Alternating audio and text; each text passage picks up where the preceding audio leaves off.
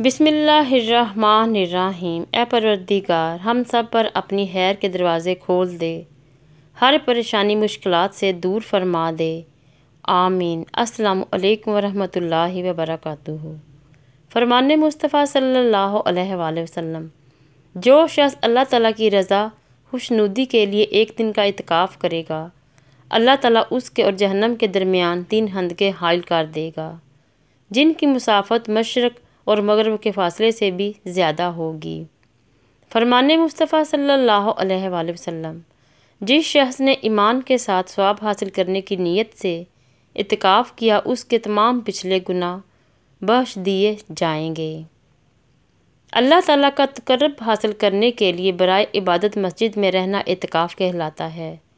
نبی کریم صلی اللہ علیہ وآلہ وسلم اعتکاف بیٹھتے تھے اور وفات تک ہر سال رمضان مبارک کی آخری 10 راتوں میں مسجد میں اعتکاف آپ صلی اللہ علیہ وآلہ وسلم کا معمول رہا ہے۔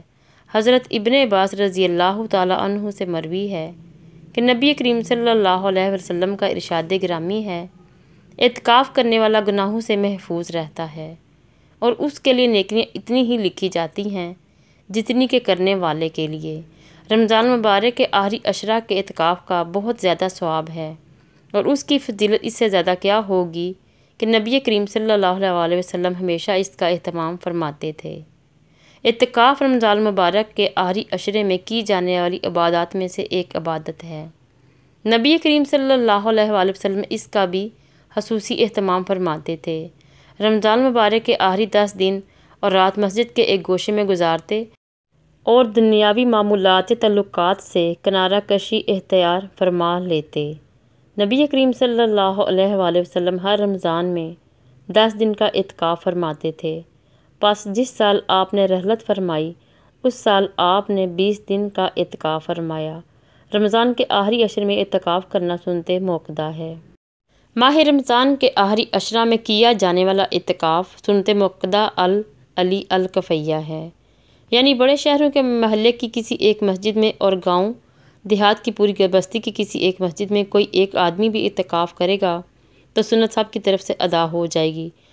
اگر کوئی بھی اعتکاف نہ کرے تو سب گناہ گار ہوں گے۔ عورت کا مسجد میں اعتکاف کرنا مکروہ تحریمی ہے۔ عورت کے معتکف کے بارے میں یہ ضابطہ ہے کہ وہ اس جگہ میں ہو جس میں نماز کی زیادہ فضیلت ہو۔ مردوں کے لیے مسجد میں نماز کی زیادہ فضیلت ہے، لہٰذا ان کے لیے اعتکاف کی جگہ مسجد ہے، جبکہ عورتوں کے لیے گھر کی مسجد یعنی گھر میں نماز کے لیے مقرر کی ہوئی جگہ میں نماز زیادہ افضل ہے، تو ان کے لیے گھر کی مسجد اعتکاف کی جگہ ہے۔ اے رب کریم، آج تیرے پیارے بندے تیری رضا کی خاطر اعتکاف میں بیٹھیں گے، ان کی اس پیاری عبادت کو قبول فرما، ان کو عبادت میں آسانی اور قلبی سکون عطا کرنا، ان کے صغیرہ اور کبیرہ گناہ معاف کرنا۔ یا رب، اپنے ان پیارے بندوں کے طفیل ہمارے اور ہمارے والدین کے بھی صغیرہ اور کبیرہ گناہوں کی بخشش عطا فرمانا، آمین یا رب العالمین۔ اللہ نگہبان۔